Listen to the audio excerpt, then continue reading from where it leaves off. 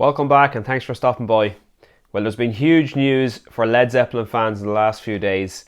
Their authorised documentary is penned to be released in February of 2025, and to be honest with you, as a huge Led Zeppelin fan, it's just fantastic news for me. I'm going to read a bit from the article now. So, after years of fine-tuning, Becoming Led Zeppelin finally has a release date and trailer. The first official documentary on Led Zeppelin arrives at IMAX theatres on February the 7th.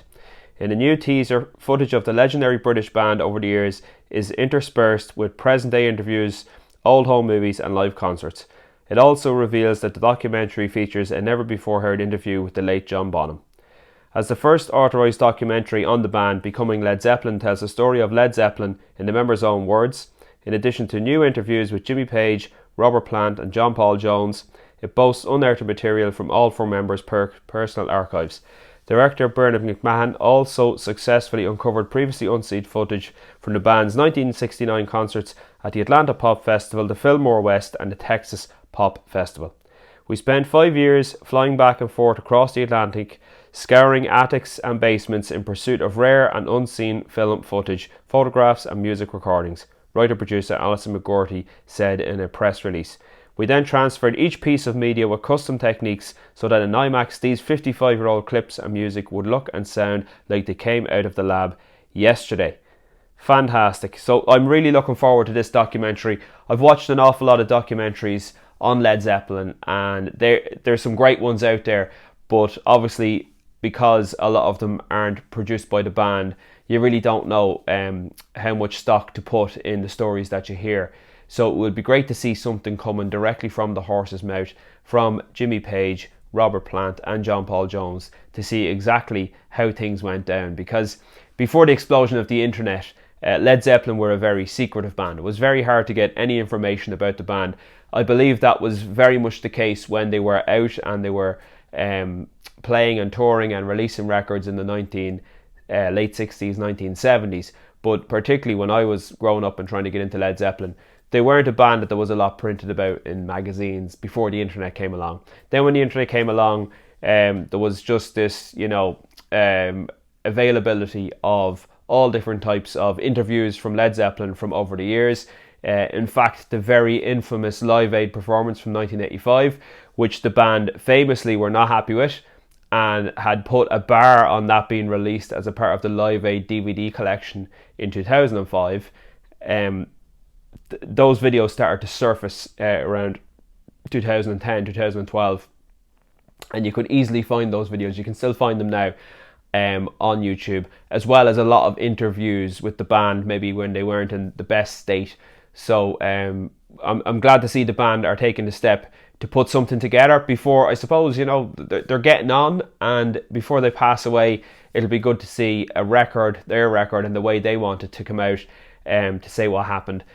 And I'm just thinking back to the Fleetwood Mac documentary, which is also planned for next year. That's going to be another big one, and it'll be very interesting to see how that is. Again, Fleetwood Mac, such a famous band. There's loads of unauthorised documentaries out there, but it's great to get an authorised one on the record. I look back through other bands that I really like the Eagles. They have a fantastic documentary out there. It's self-produced. The only thing I'd say about it is, with the Eagles, very much Don Henley pulling the strings there, and it comes across in a way that, everything is slanted in favour of the band, and certainly in favour of Don Henley. But look, that's the way these guys, they have creative control on what gets put into these documentaries. But I still really enjoyed that Eagles documentary. I think it's very well put together, as you would expect from them. Another one I really enjoyed was the Tom Petty one, Running Down a Dream. I think that was released in 2007, and that's absolutely fantastic. A top-notch documentary. It's about 4 hours long, but it doesn't feel like it. When you stick it on from the start, it just takes you through Tom's whole journey from his early days in Florida with Mudcrutch, trying to make it in LA, and then coming back a second time as a solo artist with his own band, the Heartbreakers, and basically them just smashing and ripping it up through the 70s, 80s, 90s, 2000s, 2010s. Absolutely brilliant stuff. Another documentary I really enjoyed was the Rush documentary, Beyond the Lighted Stage. Again, that one, I think it might be shorter, it might be around 3 hours long, but absolutely fantastic. A brilliant documentary and really, really enjoyable if you're a fan of Rush, definitely. And it does the same thing as Tom Petty, goes right back to the roots of the band in Toronto, and then takes you on that journey. Now, some recent documentaries that have come out, well, one in particular that I didn't actually think was that strong was the Bon Jovi documentary that was released a couple of months ago in 2024.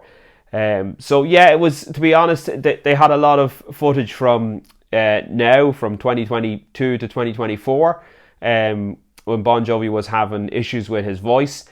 And then they basically bookend each episode. I think there might be 4 or 5 episodes with the now at the start and the end of the episode, and then the middle is kind of set back in the 80s, but he's jumping forward and back.